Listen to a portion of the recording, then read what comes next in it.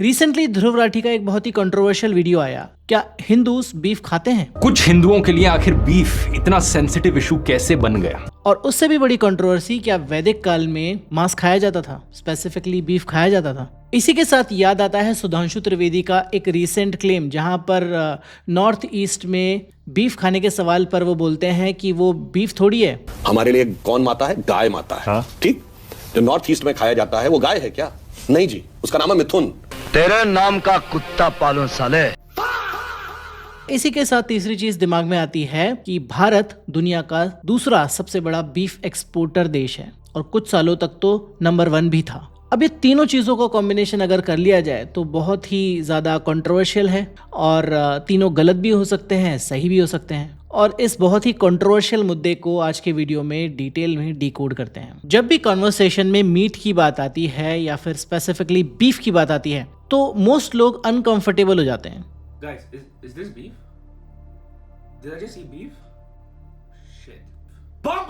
Inside a cow, there's a lot of bhagwans and everybody inside, so probably that's the reason why they don't eat the cow. आपको थोड़ा और uncomfortable करता हूँ, आपके सामने एक नंबर फेंकता हूँ, 30,000 करोड़ का। ये है भारत का एनुअल बीफ एक्सपोर्ट का नंबर। बीफ कहा क्या हमने? जी हाँ, बीफ। और ये नंबर है उस भारत का जिस भारत में गाय को माता कहा जाता है, उस भारत का जहां पर गौरक्षा के नाम पर ना ही सिर्फ लोगों की मार पिटाई हो जाती है बल्कि कुछ लोगों को जान से भी हाथ धोना पड़ता है। हिपोक्रेसी की भी सीमा होती है।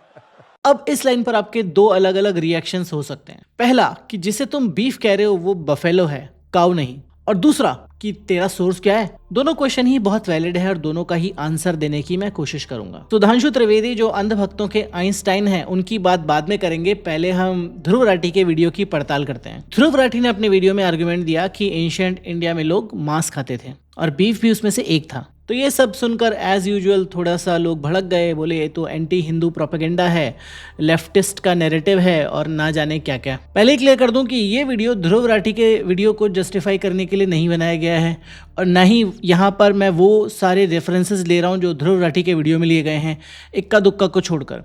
इसमें हम थोड़े से अलग पर्सपेक्टिव से बात करने की कोशिश कर रहे हैं, कुछ और एडिशनल चीज़ें आपको बताने की कोशिश कर रहे हैं जो शायद ध्रुव राठी के वीडियो में नहीं थी। और ना ही इस वीडियो में मैं बीफ खाने की या मांस खाने की वकालत कर रहा हूँ, तो इस वीडियो को उसी तरीके से देखा जाए। सबसे पहले जो काऊ का सीक्रेट स्टेटस है हमारे देश में, हम गाय को माता की तरह पूछते हैं, वो हमेशा से नहीं था, वो ग्रेजुअली डेवलप हुआ। इसके लिए बहुत सारे एकेडमिक फाउंडेशन देखते हैं। सबसे पहले तो DN झा जो दिल्ली यूनिवर्सिटी के रिटायर्ड प्रोफेसर हैं, उनका डिकेड्स का करियर था। उनकी एक किताब है the myth of Holi cow, जिसमें उन्होंने प्राइमरी वैदिक टेक्स्ट दिए हैं, संस्कृत सोर्सेज दिए हैं। इससे डायरेक्टली आर्ग्यू किया सकता है कि वैदिक पीरियड में एक रिचुअल था कैटल स्लॉटर और बीफ कंजम्पशन, ये डॉक्यूमेंटेड है। ऑफ कोर्स जैसे ही उनकी बुक सामने आई, बुक पर उनको बहुत सारे थ्रेट्स मिले, बैन करने की मांग उठी, लेकिन बुक के जो एकेडमिक रेफरेंसेस थे उसको किसी ने रिफ्यूट नहीं किया। जो भी विरोध था वो पॉलिटिकल था। ऐसे ही रोमेला थापर हैं, JNU की प्रोफेसर हैं, पद्म भूषण की अवॉर्डी हैं। उन्होंने अपनी राइटिंग्स में ये एस्टेब्लिश किया कि जो काऊ का सीक्रेट स्टेटस है वो एग्रेरियन इकोनॉमी के साथ साथ कंकरेंटली डेवलप हुआ है, इवॉल्व हुआ है। जब एग्रीकल्चर सेंट्रल हो गई, कैटल की यूटिलिटी बढ़ी, खेत जोतने के लिए, डेयरी के लिए, तो कैटल को प्रोटेक्ट करना इकोनॉमिकली रैशनल डिसीजन था। और काऊ का सीक्रेट स्टेटस उस रैशनैलिटी का रिलीजियस एक्सप्रेशन था। और साथ ही साथ जो ध्रुव राठी के वीडियो में भी आता है, BR अम्बेडकर साहब का 1948 का एक बुक है, उसमें एक चैप्टर है did humans never eat beef. तो अंबेडकर साहब ने उसमें आर्ग्यू किया कि हाँ, ब्राह्मण कम्युनिटी हिस्टोरिकली बीफ कंज्यूम करती थी और वेजिटेरियनिज्म एक लेटर डेवलप हुआ कॉन्सेप्ट था, पार्शियली बुद्धिस्ट इन्फ्लुएंस से और partially as a social distinction strategy के तौर पर। अब मैं यहाँ पर क्लेम नहीं कर रहा हूँ कि यह 100% सही है। हिस्टोरिकल जो राइटिंग्स होती हैं, बुक्स होती हैं, रिसर्च होती हैं, उनमें हमेशा डिबेट होती है और एविडेंस इंटरप्रेट करने के तरीके अलग अलग लोगों के हो सकते हैं। स्क्रिप्चर्स को इंटरप्रेट करने के तरीके लोगों के अलग अलग हो सकते हैं, जो होते भी हैं। लेकिन इसे just as a leftist propaganda करके बिल्कुल रिजेक्ट कर देना वो भी ठीक नहीं है, क्योंकि ये सारी जो चीजें हैं वो peer reviewed primary source backed academic writing से आती हैं। वैदिक संस्कृत में गेस्ट को गौघ्न मेरा प्रोनाउंसिएशन इधर उधर हो सकता है, बट ये गॉगन कहा जाता है। गॉगन का लिटरल मतलब है वन फॉर हुम अ काउ इज किल्ड। ये वर्ड पनीनी की अष्टाध्यायी में डॉक्यूमेंटेड है, आचार्य शायन की कमेंट्री में कंफर्म्ड है और ट्रेडिशनल संस्कृत यूनिवर्सिटी में अभी भी इसका यूज किया जाता है। बृहदारण्य का उपनिषद के इस वर्ष में साफ साफ लिखा हुआ है कि he who wished that a son should be born to him who would be a reputed scholar, frequenting the assemblies and speaking delightful word, would study all the Vedas and attain a full term of life, should have rice cooked with the meat of a vigorous bull or one more advanced in years। और यहाँ पर कई लोग debate करते हैं कि उक्षा कोई ऐसी ट्रेडिशनल हर्ब है, जबकि उक्षा का मतलब बुल है, जिसे शंकराचार्य की खुद की कमेंट्री में कंफर्म किया गया है। और शब्दपदा ब्रह्मणा में जहाँ यज्ञवल्क खुद मीट कंजम्पशन के अगेंस्ट एग्जॉर्शन सुन रहे हैं, अंबेडकर डॉक्यूमेंट करते हैं कि यज्ञवल्क ने कहा था कि I for one eat it provided that it is tender. मतलब अगर प्रोहिबिशन थे भी तो भी वो फॉलो नहीं होते थे। ऐसे ही गृह सूत्र के इस वाले वर्स में डोमेस्टिक रिचुअल्स के टेक्स्ट हैं, उसमें मधुपार्का रिचुअल का डिस्क्रिप्शन है। मधुपार्का एक वेलकमिंग रिचुअल था इंपॉर्टेंट गेस्ट्स के लिए, जहां पर specially Guru, father in law, king, इसमें ट्रेडिशनली बीफ इंक्लूडेड था। ऐसे ही अपस्तंबा धर्म सूत्र में स्पेसिफिकली कैटल स्लॉटर का मेंशन था सर्टेन रिचुअल ओकेजन्स पर। मैं यहाँ पर ये सब इसलिए नहीं कह रहा हूँ कि कोई हर्ट हो, मैं यहाँ पर सिर्फ ये सब इसलिए डबल चेक करके कंफर्म करके कह रहा हूँ कि अगर हम हिस्ट्री से कुछ सीखना चाहते हैं तो प्राइमरी सोर्सेस को इग्नोर नहीं कर सकते जस्ट बिकॉज कि वो अनकंफर्टेबल हैं। अब बात करते हैं काउ सेक्रेड कब बनी। और जैसे हमने बात करी थी कि ये ट्रांजिशन ग्रेजुअल था और इसमें कई फैक्टर्स थे। सबसे पहला इकोनॉमिक फैक्टर, जब human civilisation settled agricultural civilisation बनी तब वहां पर काउ सेंट्रल हो गई। प्लाउइंग के लिए, डेयरी के लिए, cow dung as a fuel के लिए काउ एक लिविंग इकोनॉमिकल एसेट मानी जाती थी और उसे हार्म पहुंचाना, किल करना लॉन्ग टर्म में इकोनॉमिकली इररेशनल था। फिर आया बुद्धिस्ट और जैन इन्फ्लुएंस। 500 to 300 BCE के पीरियड में बुद्धिज्म और जैनिज्म का अहिंसा कॉन्सेप्ट मेन स्ट्रीम हो रहा था। ब्राह्मणिकल ट्रेडिशन ने पार्टली इसका काउंटर में इन्फ्लुएंस में आकर वेजिटेरियनिज्म और काउ प्रोटेक्शन को एम्फेसाइज किया। कुछ स्कॉलर्स आर्ग्यू करते हैं कि वेजिटेरियनिज्म और काउ प्रोटेक्शन एक सोशल मार्कर बन गया। अपर कास्ट ने इसे अपनी प्योरिटी को आइडेंटिफाई करने से लिंक किया और ये प्योरली स्पिरिचुअल शिफ्ट नहीं था, ये एक सोशल पॉलिटिकल रीअलाइनमेंट था। इसके बाद approximately 4th to 6th century CE Gupta period के आसपास में यहीं से cow protection explicitly religious laws में आना शुरू हुआ। इसके इंस्क्रिप्शंस मिलते हैं कि जहां किंग्स को गौ ब्राह्मण प्रतिपला यानी protector of cows and Brahmins ये डिस्क्राइब करना शुरू किया गया। तो जो लोग सोचते हैं या बोलते हैं कि काउ का जो सीक्रेट स्टेटस है वो हमेशा से था, तो ये एक relatively recent construction Indian history के ग्रैंड टाइमलाइन के हिसाब से देखें तो रीसेंट कंस्ट्रक्शन है। रीसेंट है, बहुत रीसेंट का मतलब अप्रोक्सीमेटली यहाँ पर 1500 साल के आसपास है, जो कि बहुत पुराना है अप्रोक्सीमेटली। लेकिन वैदिक सिविलाइजेशन तो आप मान रहे हैं 1500 BCE यानी कि अप्रोक्सीमेटली 3-3.5 साल पुराना। तो इसमें कॉन्टेक्स्ट मैटर करता है। कंफ्यूजन हर तरफ है, तो इसी कंफ्यूजन को दूर करने के लिए, स्पेशली स्टूडेंट्स के कंफ्यूजन को दूर करने के लिए मैं ला रहा हूँ एक लाइव वर्कशॉप, जिसमें अगर आप 10th अभी आपने पास करी है, आप 11th में आ गए हैं या 10th 11th के स्टूडेंट के पेरेंट हैं, तो आप इस वर्कशॉप को ज्वाइन कर सकते हैं। जो इसका लिंक है वो आपको पिन कमेंट में मिल जाएगा। सीट्स लिमिटेड है तो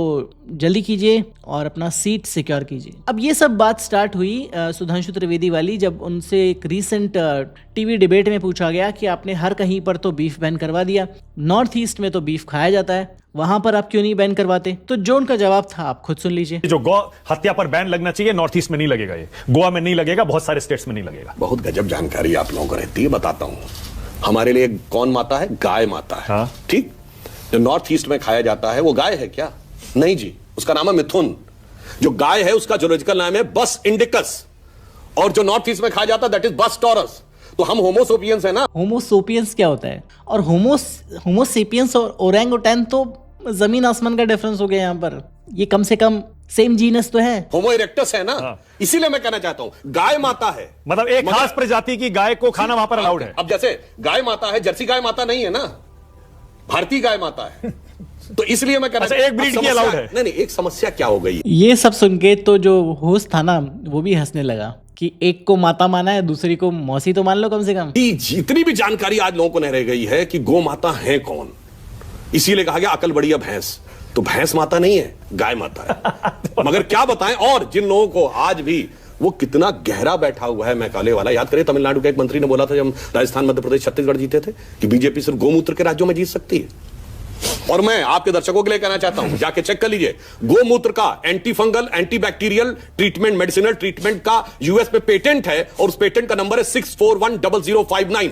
अगेन आई एम रिपीटिंग। ये ना ये रट कर आते हैं, हर जगह सेम चीज चिपकाते हैं। देख लीजिए, उसको हम डिबंक कर चुके हैं। सुधांशु त्रिवेदी पर हमने 3 वीडियोस बनाए, उसमें से कोई एक वीडियो में हमने इसको जबरदस्त तरीके से डिबंक किया था कि पेटेंट का मतलब कुछ नहीं होता। पेटेंट लेना इसका मतलब ये नहीं होता कि कोई बहुत बड़ी चीज हो गई है। पेटेंट का मतलब ये नहीं होता कि एफिशिएंसी कंफर्म्ड हो गई है। पेटेंट मतलब जो आपने काम किया है उस बेसिस पर आपको एक यूटिलिटी दे दी गई है, डॉक्यूमेंट दे दिया गया है। Doesn't mean anything.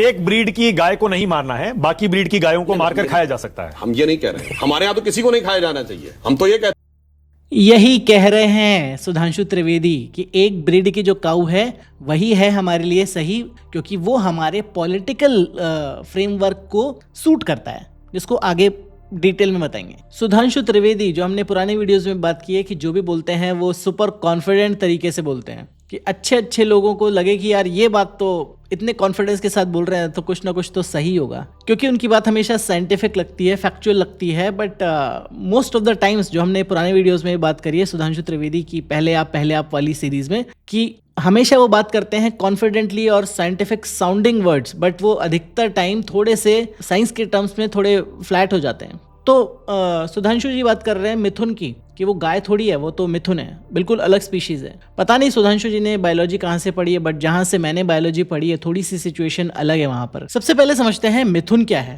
तेरे नाम का कुत्ता पालूं साले। Mithun scientific name Bos frontalis, north India का semi wild bovine, Nagaland, Arunachal Pradesh, Mizoram, Manipur में पाया जाता है। मिथुन कल्चरली बहुत इंपॉर्टेंट है, वहाँ के रिचुअल्स में यूज होता है, एज अ पोजेशन यूज होता है और फीस्ट्स में भी यूज होता है। त्रिवेदी जी ने ये सब सही कहा, ये मिथुन ही है और ये कल्चरली सिग्निफिकेंट भी है। और स्पीशीज लेवल पर भी बॉस टॉरस से या बॉस इंडिकस से बॉस फ्रंटेलिस अलग है, यानी डोमेस्टिक काउ से मिथुन साइंटिफिकली थोड़ा सा अलग है। तो इसका मतलब क्या सुधांशु त्रिवेदी सही है? रुको जरा, सबर करो। टेक्सोनॉमी में सिर्फ स्पीशीज मैटर नहीं करता, वहां पर जीनस भी मैटर करता है। जीनस स्पीशीज के एक लेवल ऊपर का होता है और वो बताता है कि दो एनिमल्स आपस में कितना क्लोजली रिलेटेड हैं। बॉस टॉरस होल्स्टन काउ, उसका जीनस बॉस।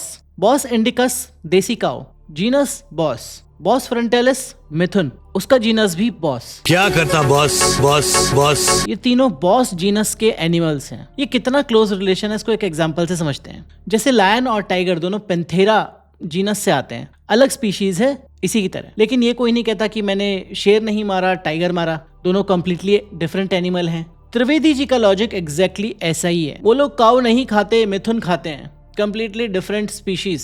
तो ये थोड़ा सा बायोलॉजिकली मिसलीडिंग है और लॉजिकली कन्वीनियंट है। और यहाँ पर एक और लेयर है कि कुछ टेक्सोनॉमिस्ट, जो कि ऐसे साइंटिस्ट होते हैं जो कि क्लासिफिकेशन का काम करते हैं, वो मिथुन को अलग स्पीशीज मानते ही नहीं है। वो इसे क्लासिफाई करते हैं बॉस गॉरस फ्रंटेलिस, मतलब गौर की एक डोमेस्टिकेटेड सब स्पीशीज, इंडियन बाइसन का घर वाला वर्जन। और अगर आप ये वाला क्लासिफिकेशन एक्सेप्ट करो तो स्पीशीज का भी कोई फर्क जो होता है वो टेक्निकली खत्म हो जाता है। यहाँ पर त्रिवेदी जी ने जो टेक्सोनॉमी चूज की वो उनके आर्ग्यूमेंट को सूट करती है, दूसरी टेक्सोनॉमी को कन्वीनियंटली इग्नोर कर दिया। और ये मैं नहीं कह रहा, मेरे कहने पर मत मान लीजिए, ये पीयर रिव्यूड जर्नल्स में पब्लिश्ड डिबेट हैं। और अब सबसे इंपॉर्टेंट पॉइंट, त्रिवेदी जी का असली क्लेम सिर्फ मिथुन अलग स्पीशीज नहीं था, उनका सब टेक्स्ट ये था कि नॉर्थ ईस्ट कम्युनिटीज काऊ नहीं खाते, इसलिए हिंदू बीफ नहीं खाते, उसका नैरेटिव सही है।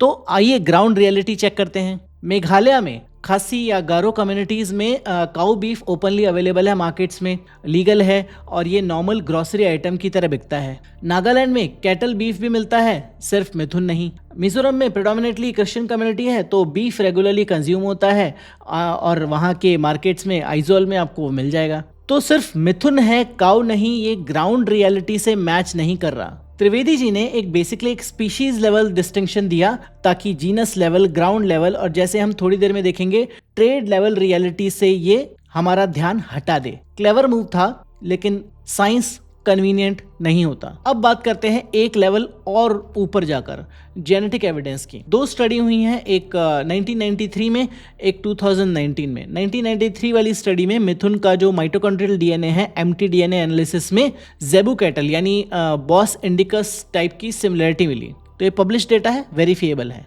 ऐसे ही 2019 का जो पेपर है प्रभु एट एल, उसमें इंडियन मिथुन का कंप्लीट माइटोकॉन्ड्रियल जीनोम सीक्वेंस किया गया और फाइंडिंग ये हुई कि mithun most closely related to gaur है, यानी कि बॉस गौरस।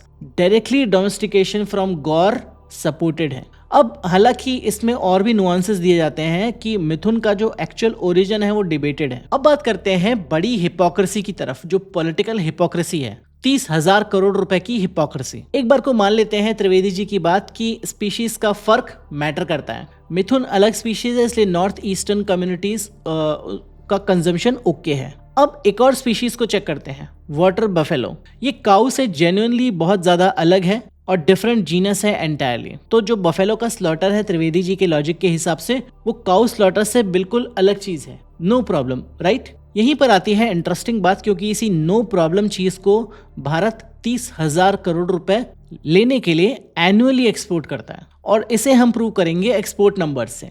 2021-22 में भारत ने 14 lakh metric ton buffalo meat export किया, जिसका वैल्यू था अप्रोक्सीमेटली $4 बिलियन, यानी कि अप्रोक्सीमेटली 32-33 हजार करोड़ रुपए। India consistently top 2 buffalo meet exporters में आता है ब्राजील के बाद, और कई सालों में तो हम नंबर 1 भी रहे हैं। अब ये जो प्रोडक्ट वहां पर जाता है वो इंटरनेशनली क्या कहलाता है? बीफ। ट्रेड डॉक्यूमेंट्स में यानी जो इसका HSN कोड है 0201 और 0202, इसमें इसे फ्रोजन बीफ कहा गया है। ये इंडिया से एक्सपोर्ट होता है और डेस्टिनेशन कंट्री इसको एज बीफ इंपोर्ट करता है। इंटरनेशनल ट्रेड में कैरा बीफ एक इनफॉर्मल टर्म है। बेसिकली ये बफेलो मीट को डिस्टिंग्विश करने का टेक्निकल टर्म है, लेकिन ये ग्लोबली बीफ कैटेगरी में ही ट्रेड होता है, इसका कोई अलग कैटेगरी नहीं है। तो भारत का हमारा जो पोजीशनिंग है वो बहुत ही इंटरेस्टिंग है। डोमेस्टिकली हम कहते हैं बीफ नहीं है, बफेलो है, डिफरेंट एनिमल है। इंटरनेशनल ट्रेड के टाइम पर हम कहते हैं हाँ बीफ है, और हम अपने आप को मेजर बीफ एक्सपोर्टर कहलाते हैं। हमारी डेफिनेशन जब हमें सूट करता है तब चेंज हो जाती है। और मैं ये नहीं कह रहा हूँ कि ये सब रॉन्ग है, लॉ के अकॉर्डिंग तो ये सब बिल्कुल लीगल है। मैं सिर्फ ये कह रहा हूँ, हिपोक्रेसी दिखाना चाह रहा हूँ कि जब पॉलिटिकल मैसेजिंग गौ रक्षा पर इतनी स्ट्रांग है और simultaneously state approved buffalo export उस मैसेजिंग के बिल्कुल पैरेलल चल रहा है, तो सेलेक्टिव आउटरीच का जो पैटर्न है वो विजिबल हो जाता है। अब जब बफेलो है वो भी एक एनिमल है, उसकी भी जान है, जब उसको काटा जाता है तो उससे भी दर्द होता होगा, लेकिन उसे सेक्रेड स्टेटस नहीं है, तो उसका जो एक्सपोर्ट है वो 30-40 हजार करोड़ रुपए का हो गया है। उसके नाम पर कोई प्रोटेस्ट नहीं होता, कोई कैंडल लाइट मार्च नहीं होता और कोई व्हाट्सएप फॉरवर्ड्स नहीं भेजे जाते। लेकिन अगर सेम लाइन पर देखते हैं कि अगर गौ हत्या पाप है, क्योंकि काऊ एक सेक्रेड एनिमल है, उसके साथ हमारे सेंटिमेंट जुड़े हुए हैं, तो वहां पर हमें बफेलो का दर्द क्यों नहीं दिखता? सिर्फ इसलिए कि उसका जीनस अलग है। त्रिवेदी जी ने अपने स्टेटमेंट में मिथुन के लिए वही लॉजिक यूज किया था। तो त्रिवेदी जी ये भी एक्सप्लेन कर दें कि 30-40 हजार करोड़ रुपए का जो एक्सपोर्ट चल रहा है वो क्यों चल रहा है। अब सारी चीजें एक साथ रखने की कोशिश करते हैं। ध्रुव राठी ने हिस्टोरिकल एविडेंस दिया कि वैदिक इंडिया में बीफ कंजम्पशन था। एकेडमिक स्कॉलरशिप इसे वेरीफाई करती है, प्राइमरी सोर्सेज के सपोर्ट में है। तो इस पर रिस्पांस आता है कि ये तो एंटी हिंदू प्रोपेगेंडा है, ये गलत हिस्ट्री है और इसके काउंटर एविडेंस कोई नहीं देता। ऐसे ही सुधांशु त्रिवेदी ने बीफ बैन को सपोर्ट करने के लिए नॉर्थ ईस्ट कम्युनिटीज का एग्जांपल दिया, लेकिन वहां पर उनकी जो बायोलॉजी है वो सेलेक्टिवली अप्लाई करी उन्होंने। जीनस लेवल इग्नोर किया, जेनेटिक एविडेंस इग्नोर किया कि कितने रिलेटेड हैं दोनों आपस में, ग्राउंड रियलिटीज को इग्नोर किया। और वही लॉजिक कि अलग स्पीशीज है तो डिफरेंट है, कंसिस्टेंटली अप्लाई करो बफेलो पर। यानी कि हमारी डेफिनेशन तब चेंज हो जाती है जब नैरेटिव हमें सूट करता है। जब वैदिक एविडेंस सामने आता है तो हम कहते हैं कि वो तो टेक्स्ट का गलत इंटरप्रिटेशन है। जब नॉर्थ ईस्ट में कंजम्पशन सामने आता है तो हम कहते हैं वो तो मिथुन है, अलग स्पीशीज है। जब बफेलो एक्सपोर्ट सामने आता है तो हम कहते हैं वो काऊ नहीं है, टेक्निकली अलग एनिमल है, उसको खा सकते हैं। हर बार हम एक कन्वीनियंट रीकैटेगराइजेशन कर देते हैं, डेफिनेशंस को चेंज कर देते हैं। और साइंटिफिक लैंग्वेज तब यूज होती है जब वो पॉलिटिकल पॉइंट को सपोर्ट करे, और तब इग्नोर होती है जब वो अनकंफर्टेबल चीज को एक्सपोज करे, और यही है सबसे डेंजरस एस्पेक्ट, क्योंकि साइंस जैसा लगता है बट साइंस बिल्कुल भी नहीं है। यहाँ पर कुछ चीजें क्लैरिफाई कर देता हूँ इससे पहले कि कमेंट में आप लोगों का आक्रोश भड़क उठे। मैं यहाँ पर बिल्कुल नहीं कह रहा हूँ कि बीफ खाना चाहिए या नहीं खाना चाहिए, इनफैक्ट मीट खाना चाहिए या नहीं खाना चाहिए, वो आपकी पर्सनल चॉइस है जो आपके कल्चर पर, आपके रहन सहन पर, आप जहाँ पैदा होते हैं, जहाँ पर रहते हैं, उस सब पर निर्भर करती है। और मैं ये भी नहीं कह रहा हूँ कि काऊ प्रोटेक्शन रॉन्ग है। एक कम्युनिटी का अपने सीक्रेट एनिमल के बारे में सेंसिटिविटी लेजिटिमेट है और उसको रिस्पेक्ट किया जाना चाहिए। और ना ही मैं ये कह रहा हूँ कि नॉर्थ ईस्ट कम्युनिटीज कुछ गलत कर रही हैं, उनका फूड कल्चर वैसा ही है सालों से। अब किसी पॉलिटिकल प्रोपेगेंडा को चलाने के लिए या अपने बायोलॉजी को सही साबित करने के लिए उनको लेजिटिमाइज करना या डीलेजिटिमाइज करना वो सही नहीं होगा। अगेन यहाँ पर मैं कह रहा हूँ कंसिस्टेंसी, अगर स्पीशीज का फर्क मैटर करता है तो सब जगह उसे मैटर करवाओ। अगर साइंटिफिक आर्गुमेंट आप यूज कर रहे हो तो साइंटिफिक एविडेंस से मत भागो, और अगर आप आउटरीच एक्सप्रेस कर रहे हो तो उसको सिलेक्टिव मत बनाओ। और आप मेरी बातों पर मत जाइए, आप जो रिसोर्सेज मैं साइट कर रहा हूँ, डी.एन. झा की जो बुक है द मिथ ऑफ होली काऊ वो पढ़ें, रोमिला थापर की द पास्ट एज प्रेजेंट पढ़ें, अंबेडकर साहब का जो ऐसे है did Hindus never eat beef वो पढ़ें, प्राइमरी सोर्सेज खुद चेक करें, टेक्सोनॉमी को खुद वेरीफाई करें, जो एक्सपोर्ट डेटा है बीफ का उसको पब्लिकली अवेलेबल है उसको खुद चेक करें, क्योंकि यही इस चैनल पर मैं आपसे चाहता हूँ कि आप मेरी बात पर, ध्रुव राठी की बात पर या सुधांशु त्रिवेदी की बात पर, किसी की बात पर भी भरोसा मत कीजिए। खुद वेरीफाई कीजिए, खुद उसको चेक कीजिए और फिर तय कीजिए कि आपको अपना व्यू पॉइंट किस तरह से एक्सप्रेस करना है। सब्सक्राइब जरूर कीजिएगा, लाइक कीजिएगा और शेयर कीजिएगा इस वीडियो को, ताकि इस तरह की जो इन्फॉर्मेशन है ज़्यादा से ज़्यादा लोगों तक पहुँचे। मिलूंगा इस तरह के एक और वीडियो में, तब तक अपना ध्यान रखें एंड बी लॉजिकल।